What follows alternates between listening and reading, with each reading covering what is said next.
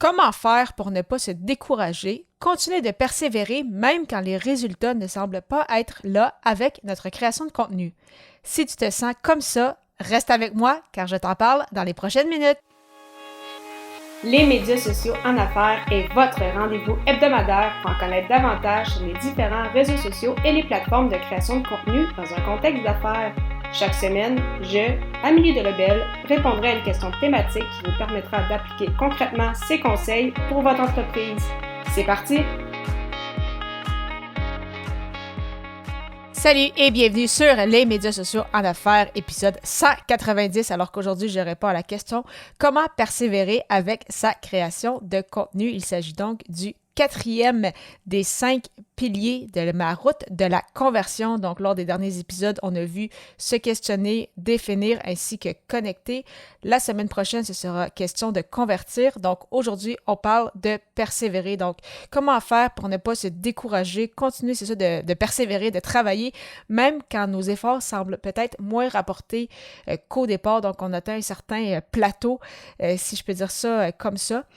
Tout d'abord, en fait, une des façons justement de s'assurer de persévérer avec sa création de contenu, c'est vraiment de bien connaître son why, donc bien comprendre son pourquoi on fait en fait ces efforts-là, pourquoi on prend du temps chaque semaine de créer du contenu et de toujours en fait se ramener aussi à ses objectifs. Donc, comme on a vu dans le pilier 2, donc définir, si jamais tu t'en souviens peut-être pas ou tu ne l'avais pas écouté, je t'invite à l'écouter après cet épisode-ci, donc au ameliedelbel.com/E majuscule 188, car justement en se rappelant justement pourquoi on le fait, quels sont les objectifs, pourquoi en fait c'est ça, on met tous ces efforts-là, ça nous permet des fois justement de se remotiver et de persévérer, mais toutefois malgré tout, même si notre pourquoi est bien défini, même si on sait vers quoi on s'enligne, ça reste qu'au final, et c'est correct, nous ne sommes pas des robots, donc nous ne sommes pas des machines. Bien évidemment, ça peut arriver d'avoir des passes un peu plus difficiles, donc c'est correct aussi de se sentir comme ça, de l'accepter. Et une fois qu'on sait ça, c'est peut-être de voir pourquoi justement on a une baisse d'énergie. Est-ce que c'est peut-être une question d'alimentation? Est-ce que parce qu'on ne dort pas assez bien? Est-ce que c'est parce qu'on travaille trop? Est-ce qu'on a trop de projets qui roulent en même temps? Donc, essayer de se poser les questions justement.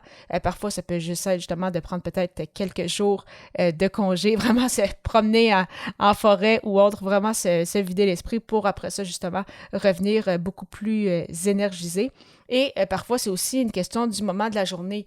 Donc, si tu crées du contenu, je dis ça comme ça, mais par exemple le soir, et tu te rends compte que souvent quand tu le crées le soir, ben, il te manque un peu d'énergie, et là, justement, peut-être que c'était une période un peu plus difficile.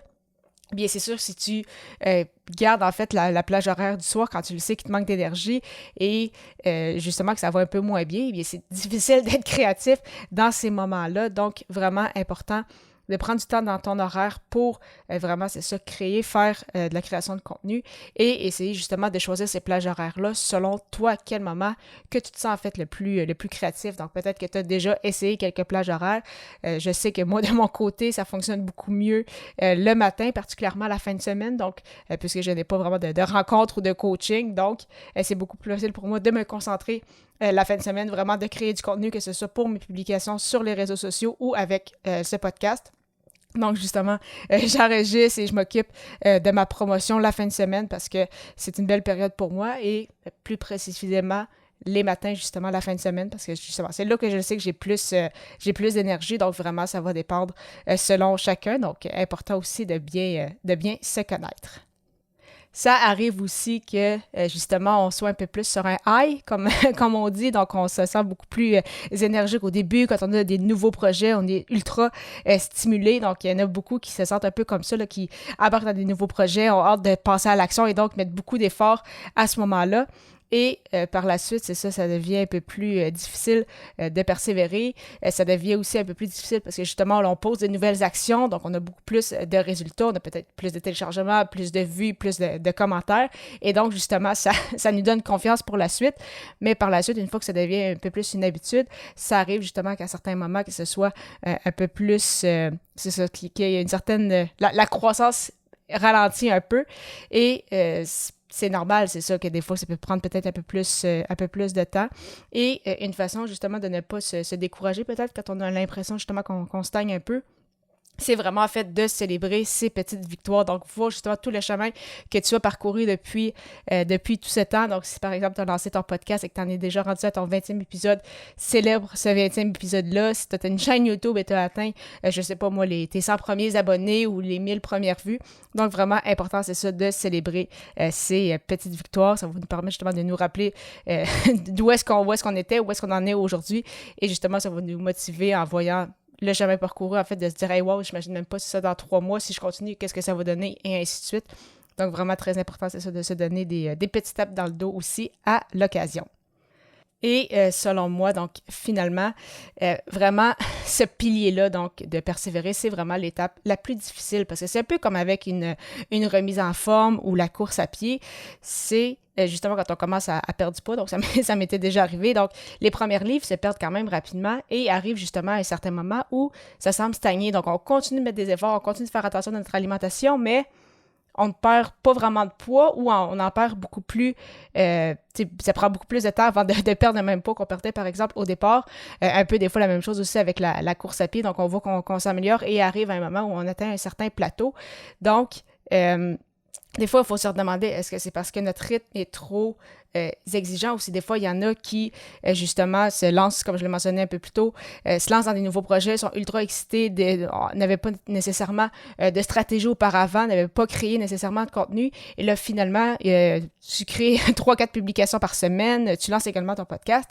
Ça se peut que le rythme, c'est ça, est beaucoup trop élevé. Donc, c'est comme, justement, l'erreur que j'avais mentionnée lors de l'épisode de la présentation de la route de la conversion. C'est vraiment important d'y aller à son rythme et c'est mieux vaut en fait commencer plus doucement et après ça augmenter la cadence plutôt que de faire l'inverse. Donc vraiment c'est ça, s'habituer avec une nouvelle routine, donc une nouvelle routine avec sa création de contenu et après ça va être beaucoup plus facile justement de garder la cadence ou de l'augmenter au besoin une fois qu'on est beaucoup plus à l'aise, qu'on comprend nos outils, que justement notre muscle qu'on utilise quand on crée le contenu est beaucoup plus présent, donc ça devient vraiment plus facile pour nous d'en créer.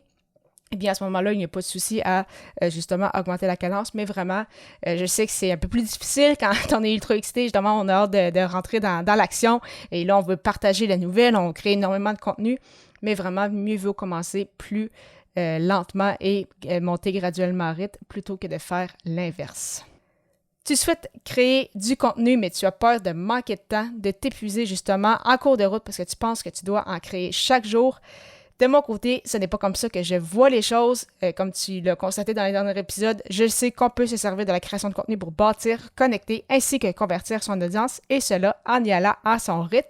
Et pour en connaître justement davantage sur ma route de la conversion, je t'invite à te rendre au amidebelle.com/route pour plus de détails.